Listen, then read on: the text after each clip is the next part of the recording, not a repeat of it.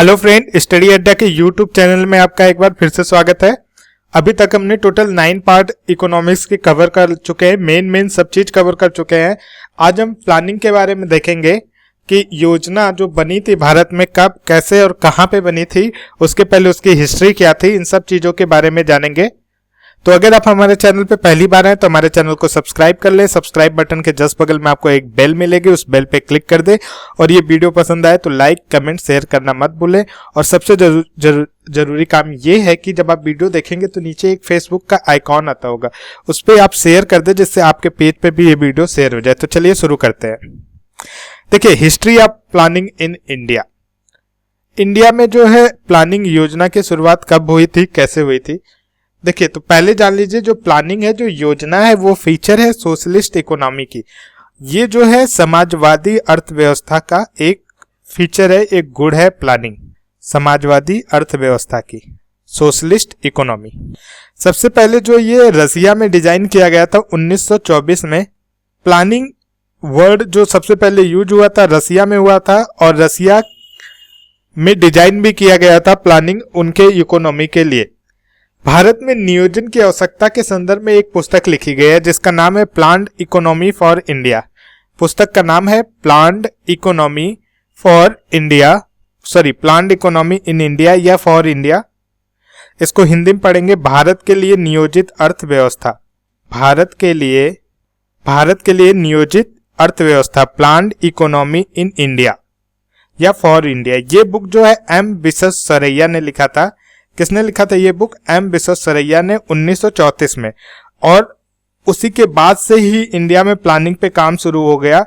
Sir M Visvesvaraya को father of Indian planning के नाम से जानते हैं, क्योंकि इंडिया में प्लानिंग जो इंट्रोड्यूस कराया था एम विश्वेश्वरैया ने ही कराया था, तो इन्हें फादर ऑफ इंडियन प्लानिंग के रूप में जानते हैं। उसके बाद जो है भारत में नेशनल प्लानिंग कमेटी एक बनी। नेशनल प्लानिंग कमेटी क्या थी? देखिए, भारत में नियोजन की संभावनाओं पर विचार करते हुए भारतीय राष्ट्रीय कांग्रेस हरिपुरा सेशन 1938, अध्यक्ष कौन था? सुभाष चंद्र बोस। क्या था? भारतीय राष्ट्रीय कांग्रेस का अधिवेशन हो रहा था, कहां पे? हरिपुरा में। और वहीं पे नेशनल प्लानिंग कमेटी की गठन किया गया था हरिपुरा में 1938 में। तब इसके अध्यक्ष थे नेताजी सुभाष चंद्र बोस, और वहीं पे नेशनल प्लानिंग कमेटी की गठन की गई थी। मतलब नेशनल प्लानिंग कमेटी जो है 1938 में बनी थी, और इसके चेयरमैन जो है जवाहरलाल नेहरू को बनाया गया था। किसको बनाया गया था? इसके चेयरमैन जो है जवाहरलाल नेहरू को बनाया गया था। तो ये नेशनल प्लानिंग कमेटी के बारे में अगर आपको लिखना हो तो ये नीचे लिख सकते हैं। The first attempt to develop a national plan for India came in 1938। In that year Congress president कौन था? सुभाष चंद्र बोस। सेटअप, और उन्होंने एक नेशनल प्लानिंग कमेटी का सेटअप किया था जिसके प्रेसिडेंट जवाहरलाल नेहरू थे।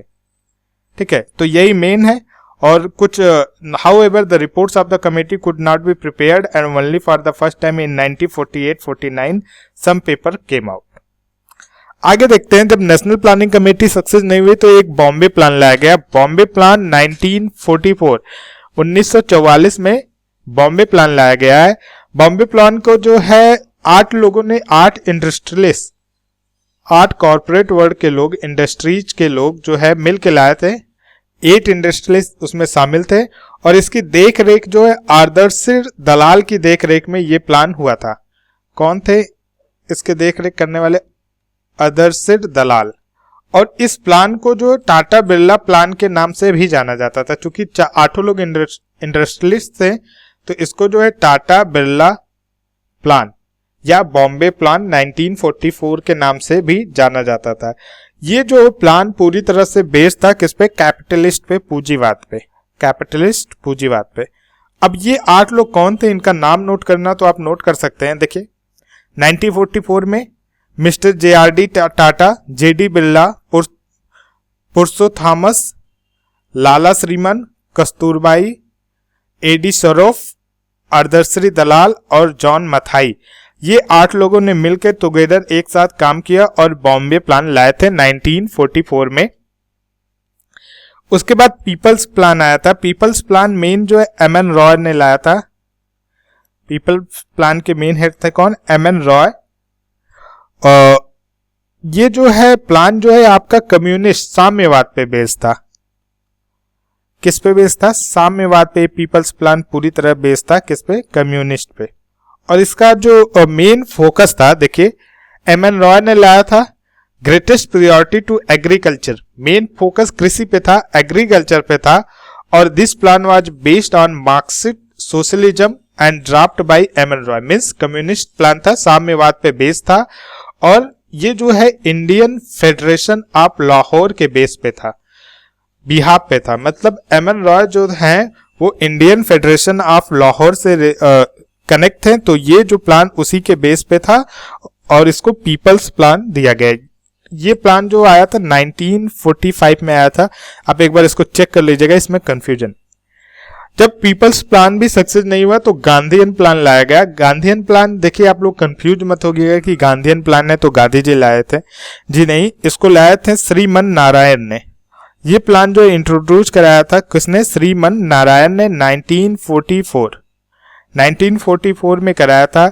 ये प्लान जो है पूरी तरह से बेस्ड था स्मॉल इंडस्ट्री के ऊपर। मीन्स गांधीयन प्लान के अंदर बात की गई थी किसकी? स्मॉल इंडस्ट्रीज की।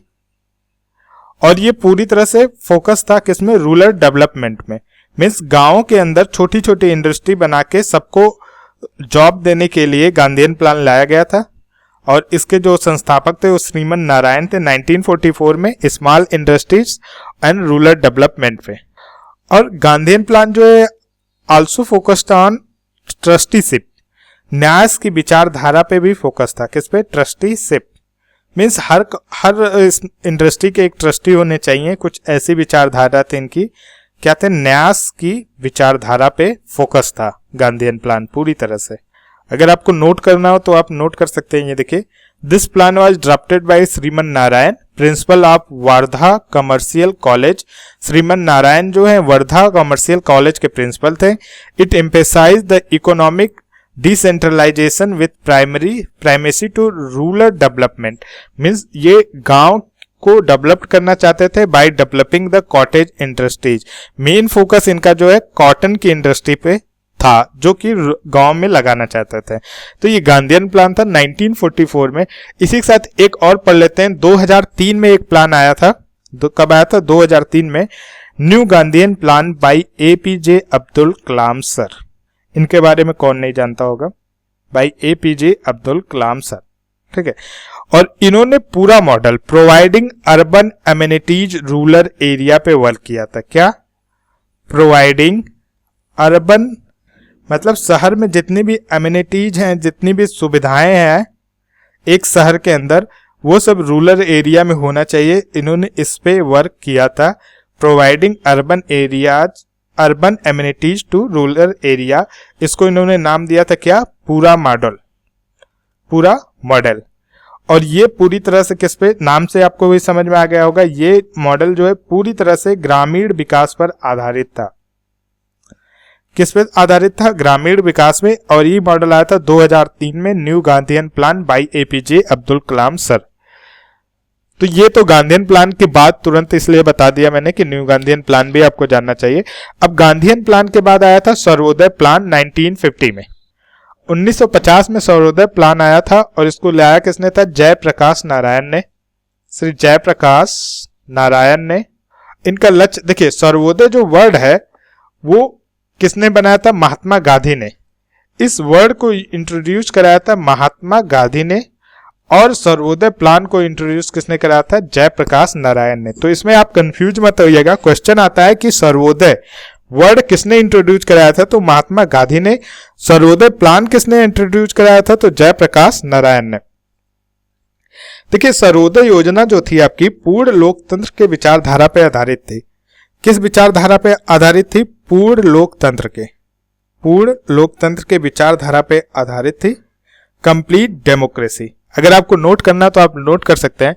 Sarvodaya plan 1950 was drafted by Jayaprakash Narayan. This plan itself was inspired by Gandhian plan and Sarvodaya idea by Vinoba Bhave. ठीक है। This plan emphasised on agriculture and small cottage industries means depend on rural development. It also suggests the freedom from foreign technology. ये जो है ये plan के अंदर ये जो बाहर से कंपनियां इंडिया में आके बन रही थी या जो भी टेक्नोलॉजी आ रही थी उससे छुटकारा पाने के लिए इन्होंने ये प्लान लाया था और एग्रीकल्चर और स्मॉल कॉटेज पे फोकस किया था और ये गांधीयन प्लान से थोड़ा सा मिक्स था और Sarvodaya idea bye of Vinoba Bhave, Vinoba Bhave का जो सर्वोदय आइडिया था उससे भी मिक्स था ये। तो ये प्लान कब आया था? Sarvodaya plan 1950। Planning and develop department planning advisory board in October 1946। Planning and develop department क्या था? ये 1944 में आया था और ये the British India government setup, British India government ने सेट किया था planning and development department under the charge of Ardeshir Dalal. देखिए ये बहुत इंपॉर्टेंट नाम है, आप इनको याद कर लीजिएगा, कई बार आ चुके हैं, अर्धसीर दलाल। बट डिपार्टमेंट वाज एबलिश्ड इन 1946। 1946 में डिपार्टमेंट को बंद कर दिया गया था, सक्सेस नहीं मिली थी। उसके बाद एक डिपार्टमेंट लाया गया planning advisory board in October 1946। ये क्या था? ये प्लानिंग एडवाइजरी बोर्ड था, was set up a interim government to review the plan and the future project and make recommendation upon them. Means future के लिए प्लान को रिव्यू करना है और प्रोजेक्ट करना उनके बारे में था। देखिए प्लानिंग कमीशन की बात करते हैं। प्लानिंग कमीशन की बात शुरू करने से पहले आप जान जाइए कि 1946 में 1946 में एक कमेटी बनी थी, केसी नियोगी कमेटी। कौन सी कमेटी थी? केसी नियोगी कमेटी। इन्होंने योजना आयोग का गठन किया 15 मार्च 1950 को। प्लानिंग कमीशन या योजना आयोग, इन्होंने योजना आयोग का गठन किया, कब किया? 15 मार्च 1950 को। और उसमें बोला ये जो योजना आयोग का गठन था वो गैर संवैधानिक तथा परामर्शदात्री निकाय के रूप में किया गया था। इसके पदेन अध्यक्ष कौन थे? प्राइम मिनिस्टर थे। इसके जो पदेन अध्यक्ष थे वो कौन था? वो प्राइम मिनिस्टर थे, एक्स ऑफिसियो जिनको आप कहते हैं, पदेन अध्यक्ष थे। और इसी कमेटी के बेस पे, मतलब इस कमेटी के बेस पे ही प्लानिंग कमीशन का निर्माण किया गया। इसी कमेटी ने बताया था कि हमें एक प्लानिंग कमीशन का निर्माण करना चाहिए। तो इसके बाद जो है प्लानिंग कमीशन का निर्माण हुआ। आइए प्लानिंग कमीशन के बारे में कुछ चीजें जानते हैं। देखिए प्लानिंग कमीशन के अंदर सबसे पहले भारत ने पंचवर्षीय योजना को स्वीकार किया। कौन सी योजना को? पंचवर्षीय योजना को। और इसे कहां से लिया था? इसे जो है रूस से लिया था, रूस से स्वीकार किया था। और ये जो planning is a matter of concurrent list, planning जो पंचवर्ष प्लानिंग योजना जो है हमारी जो है कॉन्करेंट लिस्ट का मैटर है। कहां का है? Concurrent list. अब कॉन्करेंट लिस्ट मीन्स क्या मतलब हुआ? समवर्ती सूची, हिंदी में कहें तो इसे समवर्ती सूची। देखिए भारत में कोई भी कानून, कोई भी लॉ, कोई भी योजना 3 सूची के अंतर्गत ही बनाई जाती है। पहली लिस्ट आती है यूनियन लिस्ट, सेकंड आपकी आ जाती है स्टेट लिस्ट एंड थर्ड आ जाती है कॉन्करेंट लिस्ट। यूनियन लिस्ट से मतलब क्या हो गया आपका? संघ सूची, स्टेट मीन्स राज्य सूची और कॉन्करेंट मीन्स समवर्ती सूची। मीन्स यूनियन लिस्ट के अंदर जो जो भी आएगा वो उस पर केवल सेंट्रल गवर्नमेंट ही बनाएगी, कोई भी योजना बनाएगी, इसके अंदर कोई भी कानून बनाएगी। 99 सब्जेक्ट इसके अंदर आते हैं। राज्य लिस्ट या स्टेट लिस्ट के अंदर 61 सब्जेक्ट आते हैं, 61। और समवर्ती कॉन्करेंट सूची के अंदर 52 सब्जेक्ट आते हैं। तो जो प्लानिंग है वो किसके अंदर है? कॉन्करेंट लिस्ट के अंदर है, 52 सब्जेक्ट के अंदर है, जिसमें कि सेंट्रल और स्टेट दोनों मिलके रूल रेगुलेशन या कोई नया लॉ बनाते हैं। तो जो हमारा प्लानिंग बनता है या जो योजना बनती है हमारी, वो राज्य और केंद्र सरकार दोनों के सहमति पर बनती है। ठीक है, लेकिन अब इसमें एक प्रॉब्लम था कि बनाएगा कौन? ठीक है, राज्य और केंद्र सरकार की सहमति से हम मान लेते हैं प्लानिंग बनाया जाए, लेकिन प्लानिंग बनाएगा कौन? तब केसी नियोगी कमेटी ने, जिसके बारे में मैंने अभी बताया, उन्होंने सजेस्ट किया एक प्लानिंग कमीशन के लिए, एक योजना आयोग बनाने के लिए। और इसके बाद जो है एक योजना आयोग बना, प्लानिंग कमीशन बना, जिसके अंदर एक योजना आयोग प्लानिंग कमीशन बना, जिसके चेयरमैन जो है अध्यक्ष होते थे पीएम। और लेकिन ओरिजिनल हेड जो डिसीजन लेता था और सब चीजें करता था वो होता था डिप्टी चेयरमैन। और योजना आयोग के पहले चेयरमैन कौन थे? पहले डिप्टी चेयरमैन कौन थे? मिस्टर गुलजारी लाल नंदा। कौन थे? मिस्टर गुलजारी लाल नंदा। और आखिरी चेयरमैन कौन थे? क्योंकि अब योजना आयोग खत्म कर चुके हैं, तो आखिरी जो इसके चेयरमैन थे मिस्टर मटक सिंह आलूवालिया, ये आखिरी चेयरमैन थे। तो योजना आयोग हमारे संविधान में नहीं है। एक बात जान लीजिए, कभी कभी क्वेश्चन पूछता है कि योजना आयोग दे देगा इसमें से हमारे संविधान में क्या नहीं है, और उसमें योजना आयोग का भी नाम रहता है। तो योजना आयोग जो है हमारे संविधान के अंदर नहीं है। ये कब बना था? 15 मार्च 1950 को ये स्टेबलाइज हुआ था। और किसकी कमेटी के कहने पे? Suggestion of K C Neogy committee. Prime minister, प्रधानमंत्री जो है इसका ex official chairman of planning commission होता है। मीन्स प्राइम मिनिस्टर जो है इसका पदेन अध्यक्ष होता है। और मेन पावर जो है डिप्टी चेयरमैन के हाथ में होती है, जिसके पहले डिप्टी चेयरमैन गुलजारी लाल नंदा थे और आखिरी चेयरमैन मटक सिंह आलूवालिया थे। तो ये कुछ डिफिनेशन था प्लानिंग कमीशन के बारे में। ठीक है। अब लेकिन जब प्लानिंग कमीशन की बात हो रही थी, तो उसके बाद जो है इसको फाइनलाइज कौन करे? जैसे प्लानिंग कमीशन ने कुछ बनाया तो उसको फाइनल कि हाँ ये ठीक है, अब इसको लागू करना चाहिए हर राज्यों में बात करके, उसके लिए बनाया गया नेशनल डेवलपमेंट काउंसिल। इसको शॉर्ट में कहते हैं एनडीसी। क्या कहते हैं? एनडीसी। एनडीसी भी हमारे संविधान के अंदर मेंशन नहीं है। नेशनल डेवलपमेंट काउंसिल भी हमारे संविधान के अंदर मेंशन नहीं है। एनडीसी की अब स्थापना जो है 6 अगस्त 1952 में की गई थी, और ये भी जो है केसी नियोगी कमेटी के सजेशन पे, सिफारिश पे किया गया था। किसके सिफारिश पे किया गया था? केसी नियोगी कमेटी के सिफारिश पे 6 अगस्त 1952 में किया गया था इसके जो एक्स ऑफिसियो चेयरमैन, पदेन अध्यक्ष, सिंपल प्लानिंग कमीशन के पदेन अध्यक्ष पीएम थे, इसके भी पदेन अध्यक्ष पीएम थे। मेंबर ऑफ एनडीसी कभी काल पूछ देता है, तो देखिए इसमें सीएम ऑफ ऑल स्टेट होते हैं, सभी स्टेट के सीएम होते हैं इसके अंदर। हेड ऑफ यूनियन टेरिटरी होते हैं, यूनियन टेरिटरी के जो हेड हैं वो होते थे। ऑल यूनियन कैबिनेट मिनिस्टर, सभी कैबिनेट मिनिस्टर इसके अंदर आते थे, all union cabinet minister. And all member of planning commission, और प्लानिंग कमीशन के जितने मेंबर थे वो भी आते थे। तो देखिए सभी स्टेट के सीएम, हेड यूनियन टेरिटरी के जो हेड होते थे वो आते थे, सभी यूनियन कैबिनेट मिनिस्टर आते थे, और प्लानिंग कमीशन के जो भी मेंबर थे इसके अंदर आते थे। इसका कार्य क्या था? Work of NDC, final decision about plan is taken by NDC. जो भी प्लानिंग कमीशन प्लान बनाता था उस पे जो फाइनल डिसीजन था वो एनडीसी लेता था, नेशनल डेवलपमेंट काउंसिल जो है लेता था। तो ये था दोस्तों प्लानिंग कमीशन के बारे में, योजना आयोग या योजना के बारे में की हिस्ट्री थी कि कब, कैसे, क्या, कहां बना। अब अगले चैप्टर से हम लोग दो योजना करके, दो 5 ईयर प्लान करके पढ़ेंगे। मतलब एक वीडियो में फर्स्ट एंड सेकंड रहेगा, सेकंड में सेकंड एंड थर्ड, फिर थर्ड एंड फोर्थ, फिर 5 एंड 6, ऐसे दो योजना करके हम लोग 5 ईयर प्लान पूरा पढ़ लेंगे। तो अगर आपको ये वीडियो पसंद आया हो तो प्लीज हमारे चैनल को सब्सक्राइब करना मत भूलिएगा, लाइक, कमेंट और शेयर जरूर कीजिए। थैंक यू दोस्त।